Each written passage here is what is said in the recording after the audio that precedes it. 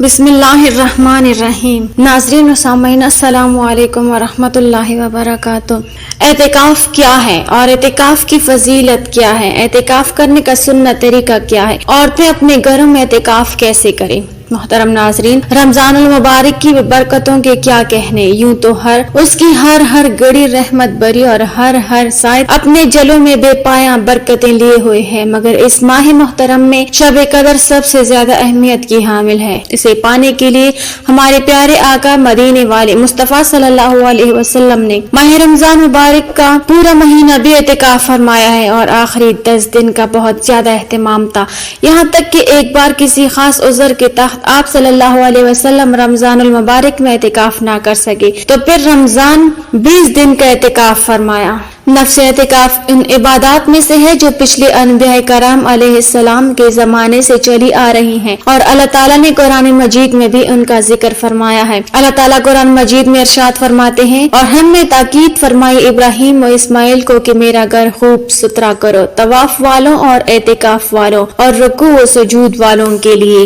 فرمان مصطفیٰ صلی اللہ علیہ وسلم، جو شخص اللہ عز و جل کے رضا و خوشنودی کے لیے ایک دن کا اعتکاف کرے گا، اللہ عز و جل اس کی اور جہنم کے درمیان 3 خندقیں حائل کر دے گا، اور ہر خندق کی مسافت یعنی دوری مشرق و مغرب کے فاصلے سے بھی زیادہ ہوگی۔ اعتکاف میں اللہ تعالیٰ کے گھر میں قیام کر کے تقرب باری تعالیٰ کا حصول ہے، دنیا سے منہ موڑنا اور رحمت خداوندی کی طرف متوجہ ہونا اور مغفرت باری تعالیٰ کی حرص کرنا ہے۔ اور معتکف کی مثال ایسے بیان فرمائی گئی ہے، گویا کوئی شخص کسی کے در پر آ کر پڑ جائے کہ جب تک مقصود حاصل نہیں ہوگا اس وقت تک نہیں لوٹوں گا۔ معتکف اللہ کے در پر آ کر پڑ جاتا ہے کہ جب تک رب کی رضا اور مغفرت کا پروانہ نہیں مل جاتا وہ نہیں جائے گا۔ ایسے میں اللہ کی رضا و مغفرت کی کبھی امید بلکہ اس کے فضل سے یقین رکھنا چاہیے۔ جو آدمی اعتکاف کرنا چاہے تو وہ 20 رمضان المبارک کے دن نماز عصر کے بعد سورج کے غروب ہونے سے پہلے اپنے اعتکاف کی جگہ میں بیٹھ جائے اور اعتکاف کی نیت کر لے۔ واضح رہے کہ نیت دل کے ارادہ کا نام ہے، زبان سے مخصوص الفاظ کے ساتھ نماز، روزہ، زکوٰۃ وغیرہ کی نیت کرنا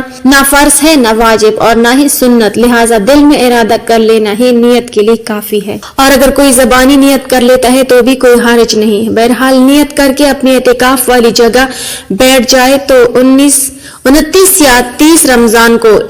یعنی عید کا چاند دیکھنے کے بعد از مغرب اعتکاف سے نکلے، اور دوران اعتکاف آدمی بغیر کسی شرعی ضرورت کے مثلاً قضاء حاجت وغیرہ اعتکاف کی جگہ سے نہ نکلے۔ مرد کے لیے سب سے افضل جگہ مسجد حرام، پھر مسجد نبوی، اس کے بعد بیت المقدس، اس کے بعد جامع مسجد، پھر دوسری مسجد۔ عورت کے لیے بھی اعتکاف کرنا سنت ہے اور ثواب کا باعث ہے۔ عورتوں کے لیے مسجد میں اعتکاف کرنا مکروہ تحریمی ہے، کیونکہ موجودہ زمانے فتنہ و فساد کا زمانہ ہے، مساجد میں مردوں سے اختلاط کا قوی اندیشہ ہے، بے حیائی بھی عام ہے، اس لیے موجودہ زمانے میں جس طرح مسجد میں عورتوں کا نماز کے لیے آنا مکروہ تحریمی ہے، اسی طرح مسجد میں اعتکاف کرنا بھی مکروہ تحریمی ہے۔ ان کے لیے اعتکاف کی جگہ وہ ہے جسے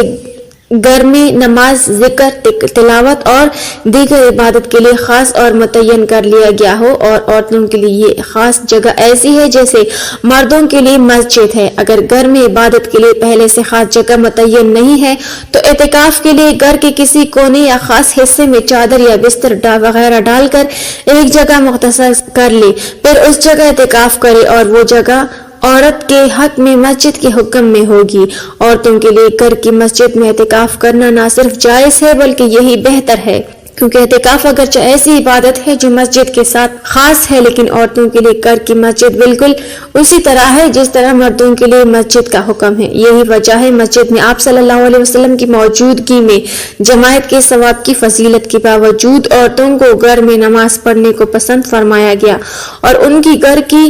مسجد کو نماز میں مسجد جماعت کا درجہ دیا گیا، اور ان کی نماز کو گھر کے اندر والے حصے میں پڑھنے کو افضل بتایا گیا۔ حضرت ام حمید رضی اللہ تعالی عنہا نے بارگاہ نبوی صلی اللہ علیہ وسلم میں حاضر ہو کر عرض کیا کہ مجھے آپ کے ساتھ نماز پڑھنے کا شوق ہے۔ آپ صلی اللہ علیہ وسلم نے فرمایا تمہارا شوق اور دینی جذبہ بہت اچھا ہے، مگر تمہاری نماز اور اندرونی کوٹھی میں کمرے کی نماز سے بہتر ہے، اور کمرے کی نماز گھر کے احاطے کی نماز سے بہتر ہے، اور گھر کے احاطے کی نماز محلے کی مسجد سے بہتر ہے، اور محلے کی مسجد کی نماز میری مسجد مسجد نبوی کی نماز سے بہتر ہے۔ چنانچہ حضرت ام حمید سعیدی رضی اللہ تعالی عنہا نے فرمائش کر کے اپنے کمرے کوٹے کے آخری کونے میں جہاں سب سے زیادہ اندھیرا رہتا تھا مسجد نماز پڑھنے کی جگہ بنوائی، وہی نماز پڑھا کرتی تھی یہاں تک کہ ان کا وصال ہو گیا اور اپنے خدا کے حضور حاضر ہوئی۔ خواتین کے لیے بھی اعتکاف کی حالت میں طبی اور شرعی ضرورت کے بغیر گھر کی مسجد سے باہر نکلنا درست نہیں ہوگا، لہٰذا عورت اعتکاف کی جگہ سے باہر کھانے پکانے یا گھر کے کام کاج کے لیے نہیں نکل سکتی، اس سے اعتکاف ٹوٹ جائے گا۔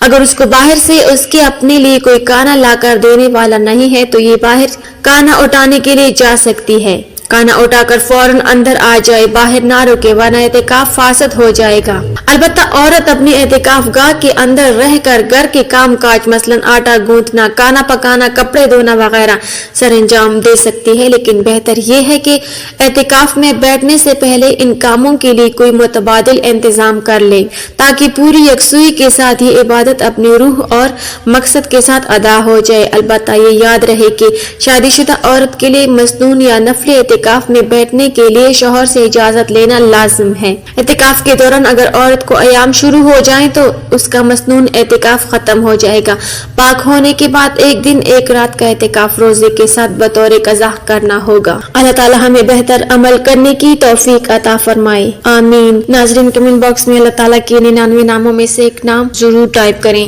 ویڈیو اچھی لگی ہو تو لائک کر دیں، چینل کو سبسکرائب کر دیں۔ ملتے ہیں نیکسٹ ویڈیو میں، تب تک کے لیے اللہ حافظ۔